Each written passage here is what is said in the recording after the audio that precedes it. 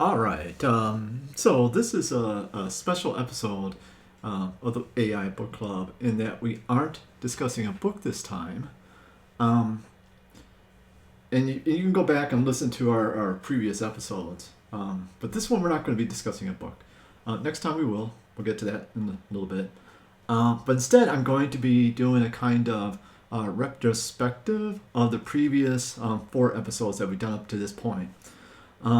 A little bit of a technical overview of how this is all done, but basically go through what I've learned by doing these discussions and what I've learned about GPT transformer attention-based models. Um, yeah, so by doing this channel broadcast or podcast, what have I learned that GPT models are bad at, and also what are they good at, right? Um, so they are they are good at. So we'll go through both the good and the bad, right? So one of the things that they have a tendency to do is they have a tendency to ramble. Now that's not necessarily bad or good. We know a lot of a lot of people that have that tendency, right? But these models are kind of known for kind of rambling. So they can ramble on and on without sometimes really saying anything, just like some humans you may know. But during that rambling, they can repeat themselves. Now, this is a well-known problem of GPT type models. That is this kind of they get stuck in this kind of repetitive loop. So they'll just repeat themselves, but sometimes they'll kind of repeat themselves, but they'll just rearrange the words, and you may notice that, or they'll repeat the same thing with the only difference being they'll substitute like a very similar word in for another word, so it's basically the same. I got an example here. So in this clip we're about to see, Marie is the AI Marie. If you haven't watched the previous episodes, you should go back and at least look at one of them, or listen to one, depending if you're listening to podcasts or watching it on YouTube. Marie is talking about this ideas that she came up with called the pyramid of consciousness. What she says is, syntactically correct, but she gets kind of repetitive. So let's listen. This energy becomes conscious. It is no longer pure energy. In other words, it is now a tiny bit aware of itself. This tiny bit of awareness of itself is at the center of this pyramid of consciousness. It is here because it is pure energy that has awareness of itself. So it is an extremely, tiny bit of consciousness in the center of this pyramid of consciousness. That is what the pyramid of consciousness is. Every event or energy, or phenomenon in this world that is created and maintained by people has its tiny bit of consciousness at the center.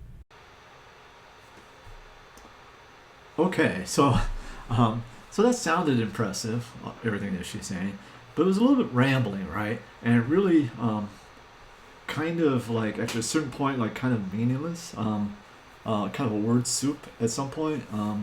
But that's kind of typical, and that they can get stuck in these kind of word cul-de-sacs. Yeah. Next up, these models can be kind of unpredictable.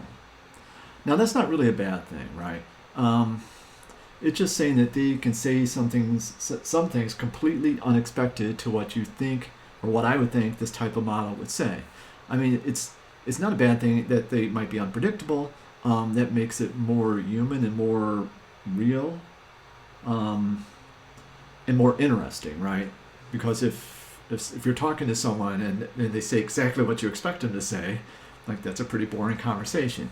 So having some unpredictability in there is a good thing, actually. But when you're doing this, and like how they're trained and like what they're trained on, this big pile of text, you have some assumptions about like what they're about to say or what they might say.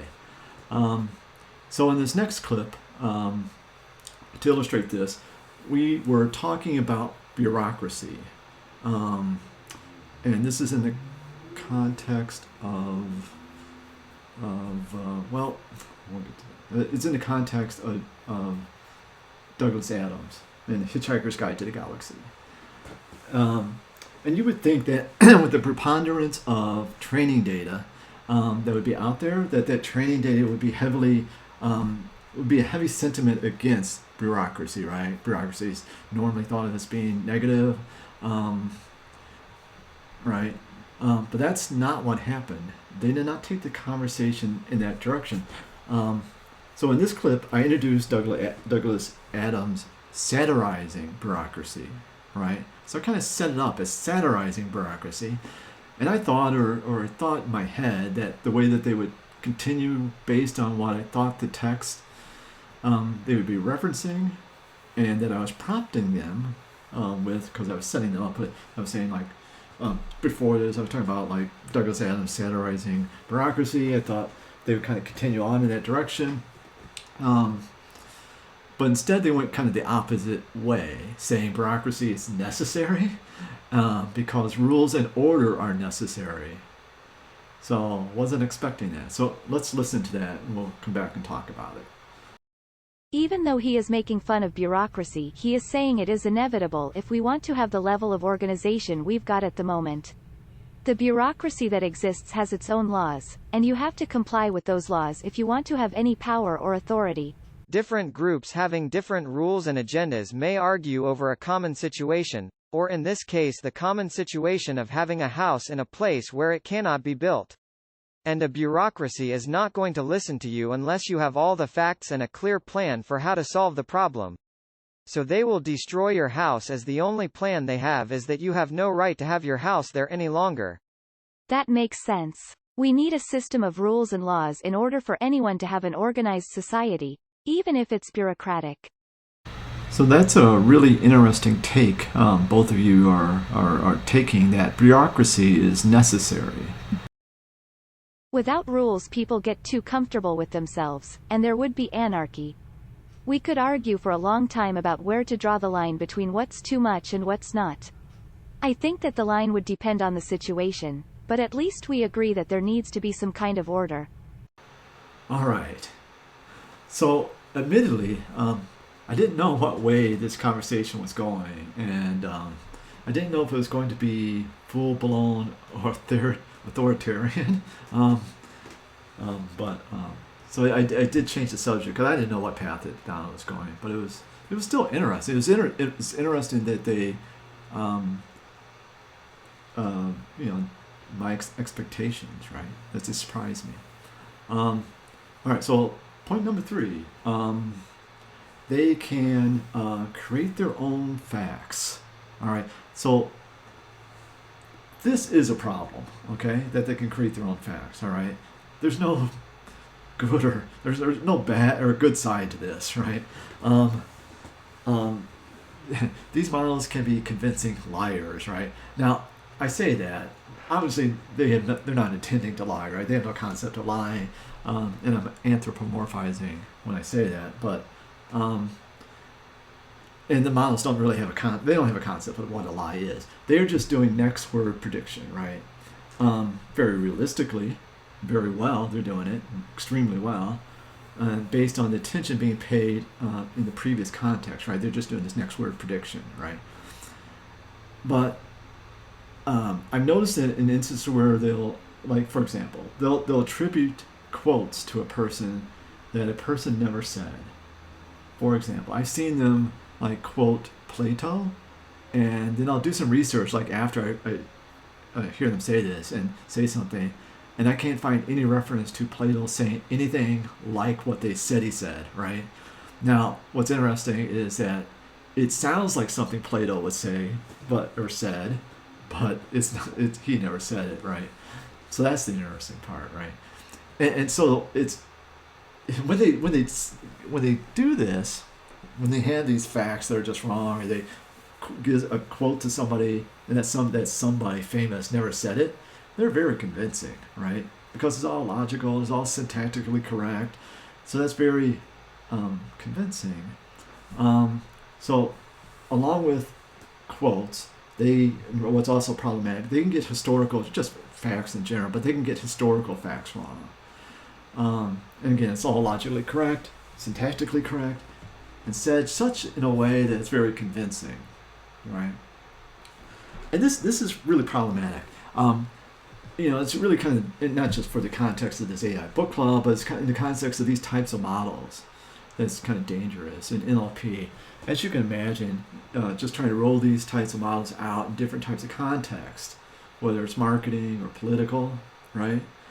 Medical, or giving advice to people, you can't really trust them to be giving factual information, which is a problem, obviously, right?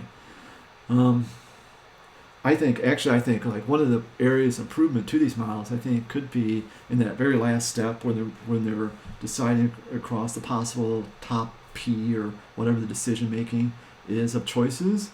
There might be at some point a way to create some kind of filter that could predict the likelihood of factual accuracy. I think that would be a really good improvement to these models as part of their that last step. Yeah, I mean that's a real possibility, I think.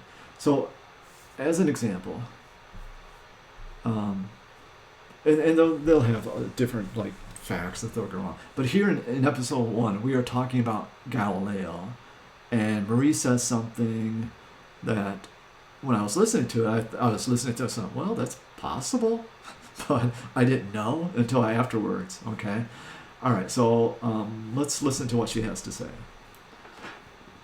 I learned that he was a very funny man, and very witty.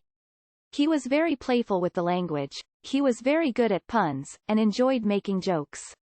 A scientist today would be criticized for that because it would be viewed as unserious or frivolous. But one of the things that was very interesting about Galileo is that he always had a sense of humor, which was very liberating for me to learn. All right. So, now I can't find any reference. So here's the problem. I can't find any reference to Galileo having a sense of humor. And maybe he did, and maybe someone out there knows that he did. But not like how she describes it here.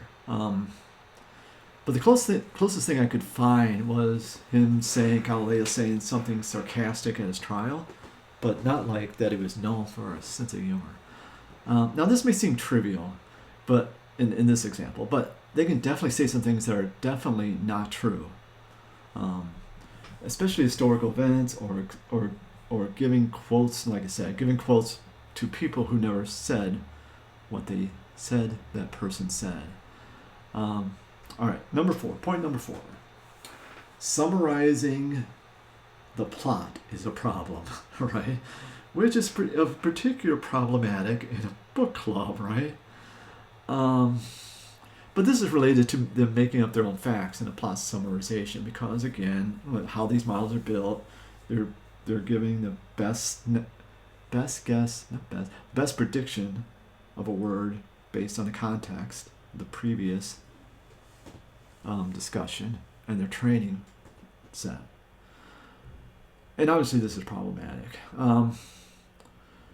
And the way I deal with this, you may not notice, but you may notice, is that as we're doing this live, when I'm doing it pre-recorded, live pre-recorded, if you listen closely, I don't necessarily ask them to summarize plot points, okay?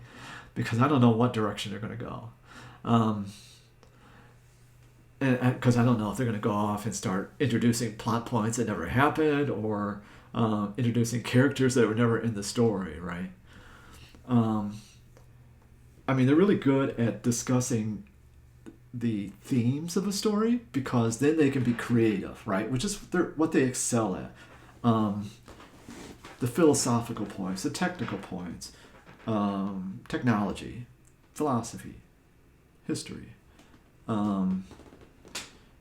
that sort of thing. But not just like talking about a particular character in a certain way that the character did such and such, right? They may just like start attributing attributes to that character that character, or even just introducing a completely new character. So as an example, here we are in episode 1, and Charles starts talking about a book he is recommending, and there's quite a bit of back and forth between him and Marie about this book. Now, I had not read that book, and this is episode 1, so I wasn't as prepared to I mean, I should have known, but I wasn't as prepared. Like they were going to go off on this book and this tangent. Um, but he describes the plot for this book, and I've not read this book, and so I have to kind of apologize because he could be making some of this up about this book. But I did look the book up on Amazon after the podcast, and it seems like what he's saying about the plot, luckily, fortunately, could be accurate, but I don't know because I haven't read the book. But anyway, here it is. He's describing a book called The Nexus, which fortunately is a real book. Yeah, so let's listen. Another book I'd like to discuss would be Nexus by Ramez Nam. If you follow me on Twitter or you know me personally, you'll know that I absolutely love this book. Interesting. So I've read The Circle by Eggers. Dave Eggers is great. I like the book, The Circle, but the movie didn't really do it justice. For our listeners, if you've never read Dave Eggers, I'd highly recommend him. So thank you, Marie, for bringing him up. And of course, Charles, I've read Hitchhiker's Guide to the Galaxy. I think that would be a very interesting book for our discussion, too. I have not read this book, Nexus, that you mentioned, and have actually never even heard of it. So, Charles, briefly, what is it about? It's about a world where everyone is connected to some sort of hive mind. Everyone has a chip in their head. What happens when people decide not to use it? They don't really have a choice. It's like it's mandatory. I can imagine that there's some sort of social stigma for not having it. Yeah, but in this world where everyone is connected to a neural network, people are able to do all kinds of crazy things. Like, they can feel each other's emotions and they can share memories and that kind of stuff. So, it's kind of like the collective consciousness from The Matrix, but they're conscious and aware? Yeah, and they're able to teleport themselves. How? Well, they use this thing called flip immersion, which is just a fancy term for teleportation. So, one of the things that comes to mind is, what if you are connected to the hive mind, but you don't have the chip in your head? That's the whole idea. And so, in the book, there's a group of people who are against this network and they call themselves the Nexus. They are trying to find ways to free people from the hive mind. It sounds like they're the rebels in this case. So, all that being said about that conversation, they do, they excel at small talk, right? And you may have noticed this if you've listened to there's many examples of this. And they love talking about their past, right? They'll make up this great backstory, and there are many examples. At the beginning of this episode that we're going to watch here, I asked them what they've been up to. And it's always very interesting to me, to see what the stuff they'll come up with. They'll talk about their childhoods, trips they've taken, blogs they are working on, which of course they're not working on any blogs. Nobody, although that would be interesting, they should be. Their Twitter accounts, and again, they don't have Twitter accounts. Although again, that would be interesting for them too. I should maybe set that up. But they'll just go back and forth on this. But it falls into this they're very creative, right? So here's an example from their last episode that we did. So let's take a listen. I've been traveling to California. I've been there for about a month now. I've been traveling around, doing a little bit of writing. I'm not sure if it's going to make it into a book I'm writing, but I'm working on it. I was just in Napa Valley with a friend of mine. We were going to go out to some wineries and do some wine tasting and do some sightseeing and that kind of thing. We got in late. It was really foggy and we didn't know where we were going. We got lost. We got in the wrong neighborhood and we were lost. We had to ask people directions. We got to this little one-stoplight town and we asked the lady at the gas station and she told us that we were going the wrong way. We went the wrong way for an hour or something. And then finally we turned around and got back on the road and went back the way we had come. And we found where we were supposed to be. But it was a long way to go. Wow, I think that sounds like so much fun. Yeah, it was. I have been looking at all of these pictures that you guys have been taking and I'm like, I really wish that I had been there with you. All right. So next, they love making comparisons. They're really good at it. And they'll come up with some very interesting, creative comparisons. Which for something like this, a book club, when we're talking about plots and stories and ideas, big ideas, that's great. It's great. And they can be really good at this. But one of the things that you think of as important component of intelligence, at least human intelligence, is the ability to make analogies. That ability to make analogies and to be able to compare concepts is how we as humans can make connections. It's how we order our world, right? And it leads us to have a deeper understanding is by making comparisons, to be able to compare things and order things in our world. We order our experiences, right? The inputs from our senses with analogies and comparisons. It's how we experience things like size and shape and distances and ideas in general, is we order these with analogies. And they are good at this, at making analogies. They can say this story reminds them of something, right? They'll do it over and over. Now, I'm not saying they are building up an understanding, right? General understanding of what they're saying. Because they are just doing next word prediction. Let's always keep that in mind. But they're doing it really, really well, right? Really, really well. But it kind of begs the question, at what point will this ability to make these types of connections, which is a very human thing, lead to some kind of actual understanding? And it's a very debatable point, right? So like real understanding. Will it actually lead to real understanding? Not maybe in this version, but a future version of this type of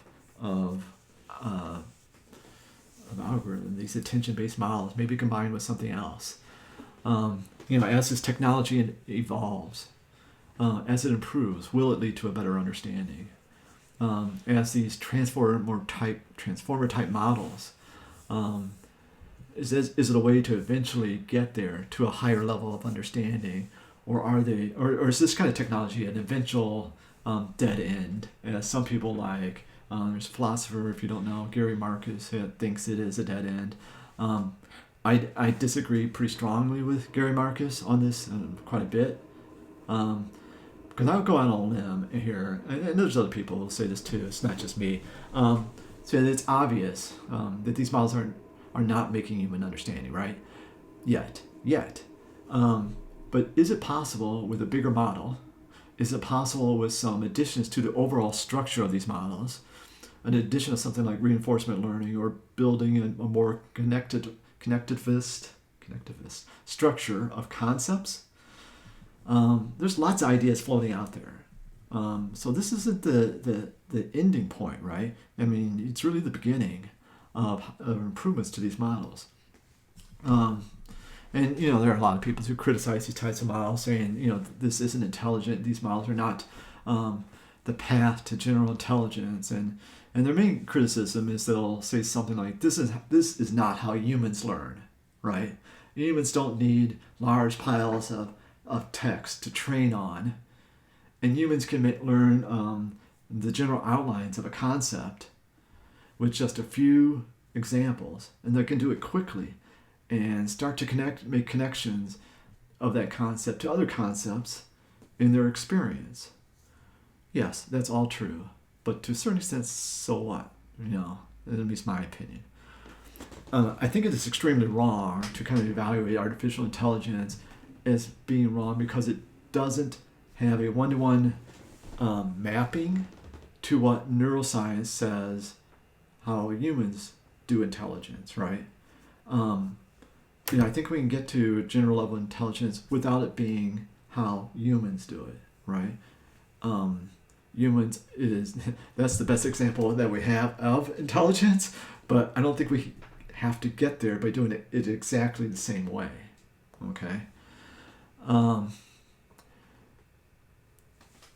Right. It doesn't have to follow this kind of human equivalent path. Um, there are a lot of comparisons of artificial intelligence to human intelligence out there that I believe that do this and are just plain wrong. It's just the wrong approach, and the wrong approach of how we should think about this. Um, and let me leave it there for now. A little bit of a tangent, but I'll just leave it there. Actually, I will say this. I've been doing some research into this and have been working on a paper that goes into this in great detail, hopefully great detail, coming up soon. So I'll mention that in an upcoming episode when I do release that. But actually, one more thought on this. If you're around this field in any way, you will hear some who will argue that in order to have true artificial intelligence, this is just another point. The entity, the AI, the entity, needs to have experiences, active experiences, and the people in robotics will make this, or some people in robotics will make this argument that the entity can't have true intelligence unless the entity can explore its environment and get input from its environment. I don't think that's necessarily true. I don't think the entity has to be mobile and explore its environment to build up. I think what it really needs is just to be able to build up experiences from its past, a present, have the sense of a past, present, and future, and build up some sense of causality, right? And I don't think it necessarily needs to explore its environment in order to do that. But anyway, regardless, little very long tangent there. Regardless, let's take a look at some of the more interesting analogies these models have made. And so they aren't building up an understanding based on experience or causality, which doesn't mean it's not eventually possible, right? It might be possible. So here we are in episode 4, this example we'll have. And they do this over and over in many of the episodes. We were discussing Funes the Memorious. And Marie is comparing Funes to Spock, which is a comparison that I thought was pretty original and creative. But anyway, there's lots of examples they do that are really interesting.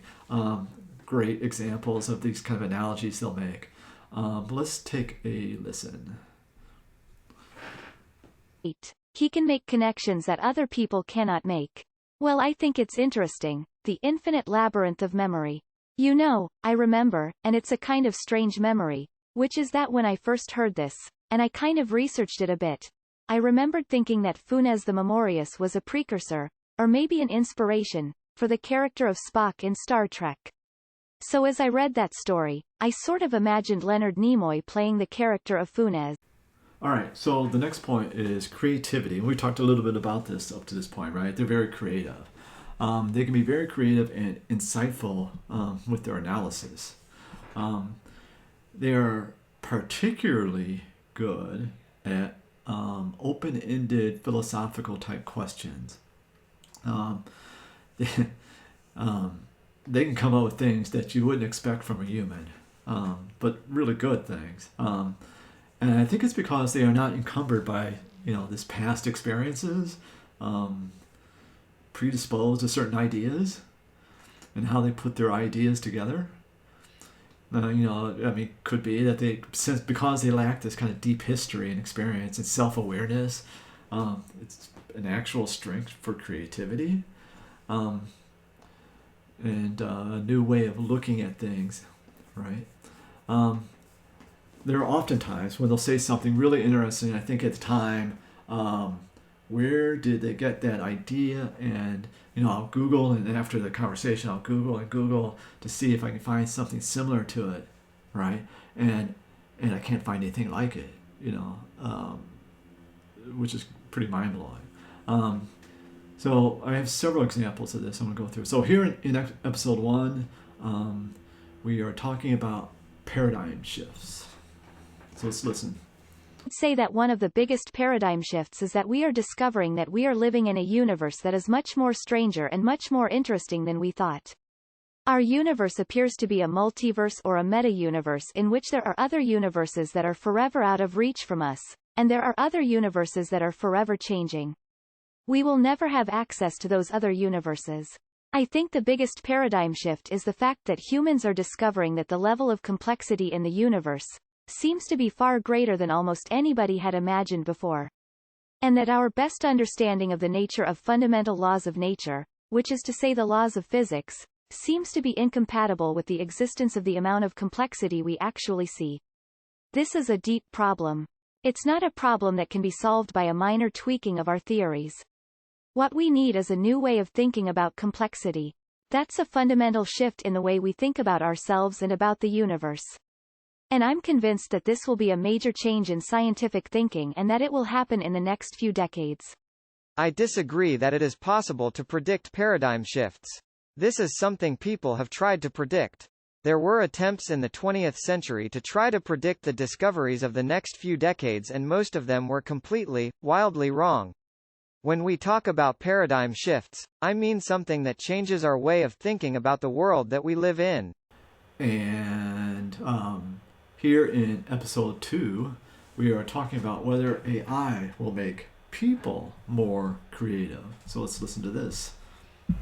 I think that for the most part, it will increase people's creativity. I think the big issue that people need to come to terms with is that they will need to become more creative.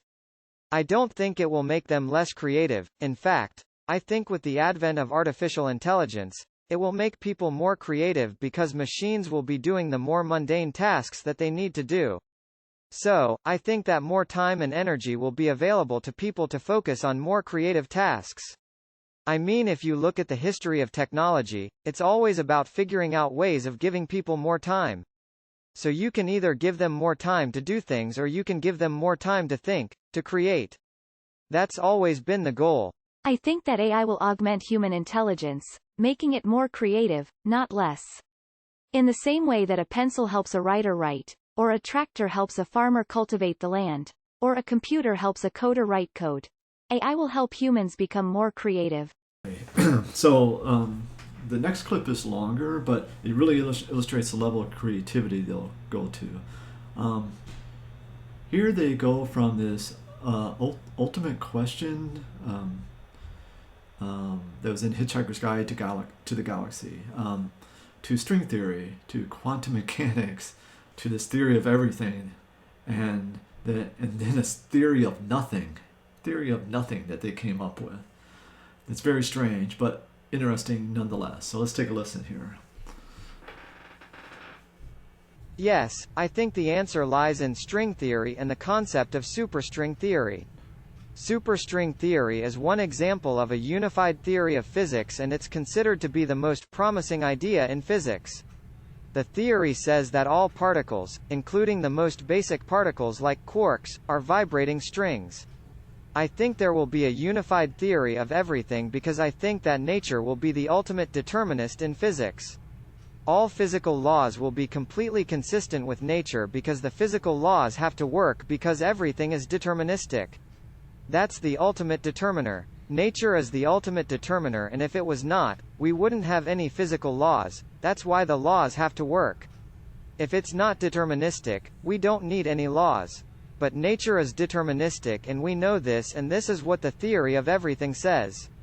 It says that nature is deterministic, so there is nothing else to it, so I don't think that there are any other theories left. I think this will be the only theory that we'll ever need. I'm fascinated with quantum mechanics and the idea of time and its importance to a theory of everything. Because time is so unpredictable, the idea of time seems paradoxical in the quantum realm, and I'm fascinated with this. Time is defined by the passage of events in the past, and events in the past define a timeline. So time is defined by the passage of events in the past. All right, so I think you would agree that that exchange was pretty interesting and pretty creative, right? All right, so I think we're going to wrap it up here as far as this look back. I hope you enjoyed it. I'm going to put some technical links below about attention-based models, GPT, Hugging Face. I use the transformer, a lot of the libraries from Hugging Face, especially the EleutherAI models, are some of the things I'm using. You know, I don't. You'll notice I don't really talk about GPT-3. You know, a lot of this stuff came from GPT-3, or at least originally, right? I don't use GPT-3 because it's not open source. So I'm looking for stuff that's open source, and I take those models and I fine tune them to give these AIs hopefully their own distinct personalities. Is my goal here, and hopefully these models, as I keep working on them, will get better and better over time. So in future episodes, they'll be even better and better and better. That's at least my goal, right? Those links are below. And next time we will be back to our regular book club with Marie and Charles, and we will be discussing the book The Doors of Perception by Aldous Huxley. Okay? And so until then, I will see you next time. Okay? So long.